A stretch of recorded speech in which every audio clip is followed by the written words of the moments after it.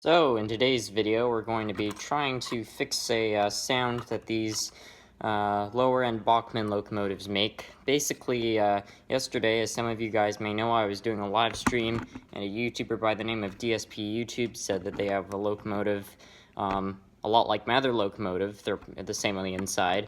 They said it was making a funny noise, and if a locomotive is making a funny noise, it's never a good sign. And coincidentally, something is definitely wrong with this one. It's not making such a great noise, so we're going to try taking it apart.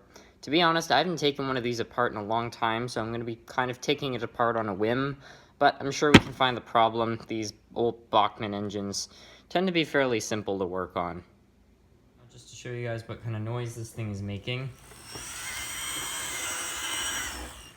I'm not sure if you can tell, but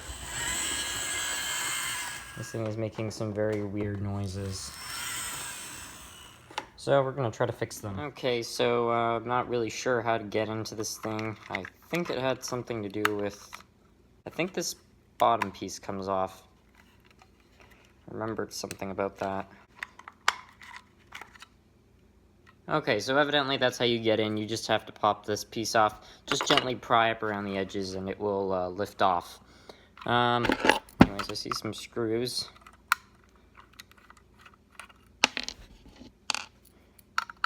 Let's pop those out. I really hope they're connected to the shell, because that would mean it won't be too hard to get into this thing, and they are. Okay, so the body's not lifting out. I guess you have to remove the couplers.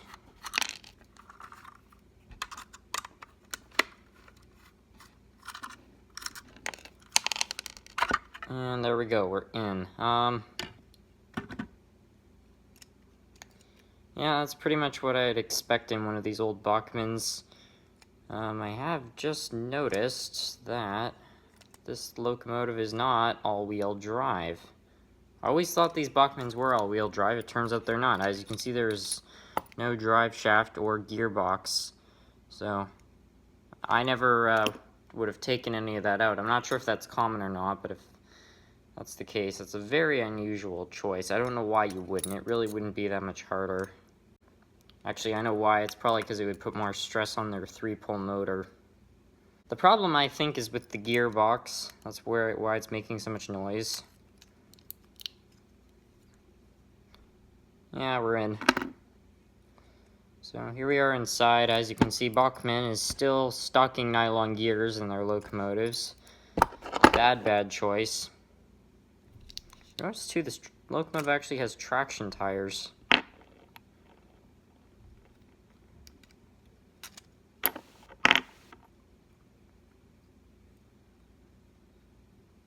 So I really didn't want to do this because I know it's going to mess with all sorts of wires and stuff like that, but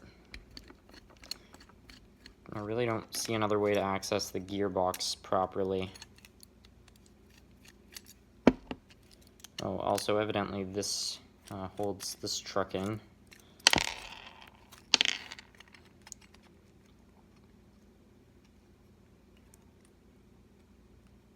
I guess actually you cannot take this gearbox apart, because as you can see, these are all one piece, so I'm not sure how you would access the gears. I'm not seeing any bits of hair and stuff like that. One thing I did notice, though, is that this thing, which is supposed to connect the gearbox to the main structure, is not connected. So I think at some point that broke off, and that could be an explanation of why this locomotive is making the weird noises that it is. So we're going to see. I really hope the plastic's not cracked, otherwise that's going to be a whole other world of problems. I am also going to lubricate the gear worm with Label 106, just so that we're all tallied up with that. So I think to disconnect this, we need to pull up this piece of tape. Good job handling your wires, Bachmann. And hold this when we take out that. So was this our problem? The transmission actually doesn't appear to be too bad. But unfortunately, it does look like the plastic is cracked, so that could explain why I might have dropped this thing, but the plastic is also very thin, which any modern manufacturer, they really should be putting thicker plastic, because especially since Bachmann's supposed to be for beginners, in some cases who are, young kids, and I find if you're not a young kid, you're inevitable to drop these things. I did. I still do, as a teenager, so poor job, Bachmann. So I guess the only fix we have to do on this thing is just hope that that holds. Gee, I can't even remember which way it goes now. I think it goes this way. I can't remember which way it goes because I never took it off. I mean, really, it's inevitable at some point this part is just going to need to be replaced, because it's only a matter of time before it pops out again, and each time it pops out, it's going to make the threads thinner. This was just a really poor design, unfortunately. So I managed to get the truck back together, and the unfortunate realization that I've come to is that these are just really poorly manufactured locomotives. I can't think of any good reason why they couldn't have put a 5-pole motor in these things, and a lot of people would argue price, but recently Rapido said that the manufacturing cost between not putting a motor in one of their engines and putting a motor in one of their engines is $7, and that's Rapido, who is making top-of-the-line model trains. So I think they could afford to put, $7 motors in these things. I think they could afford to put a drive axle with them. This was not a cheap engine. I paid $70 for this. Now, it did come with a dummy engine and caboose, but those are just plastic. There's no electronic components in them, so nothing of any real expense. And I mean, there's so many things in this thing that really are just ridiculous in this day and age. Like, the pickups are through wipers, not bearings. It's like Athearn span drive locomotives from the 1960s picked up power through bearings, which, that was in the 60s and 50s, and here we are with a locomotive that was made presumably in the late 2000s or early 2010s, and they're still getting power pickup by wiper, and they've got the plastic nylon gears, and I've talked a lot about why I don't like plastic nylon gears. And the problem with them is that they tend to chip and break over time, which means you need to replace them.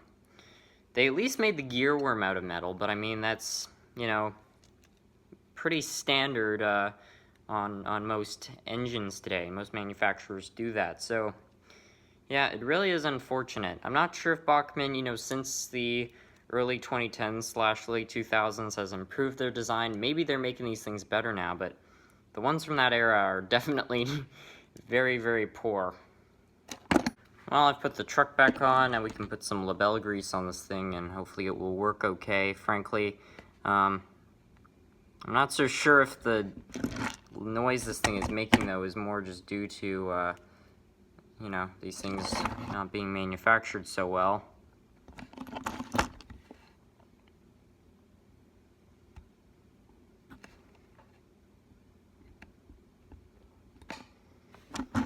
Got enough grease that's gonna, once that spins through, it's going to smooth out in the gears. I'm not sure. I believe this is the head of the engine, so in theory it should just pop right on like so. Now I think it was these two screws, these slightly larger ones here. These are the ones that go into the frame.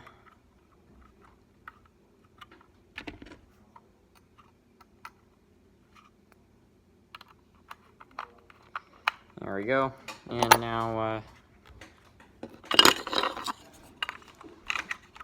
put that piece back on.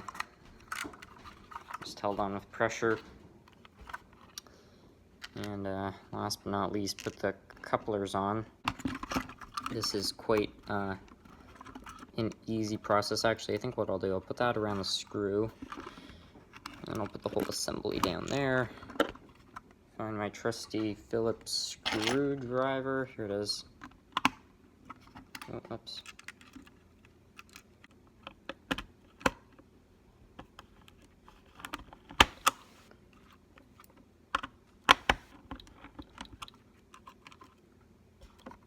Always make sure that the pipeline is pointed upwards, because if it's not, then you've got the coupler upside down, and it's going to look ridiculous and it's not going to work.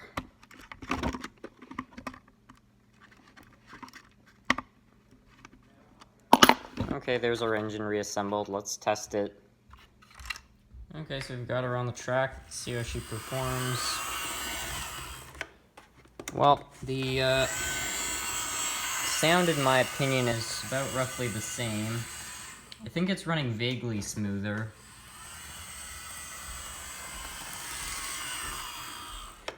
But, you know, it is what it is.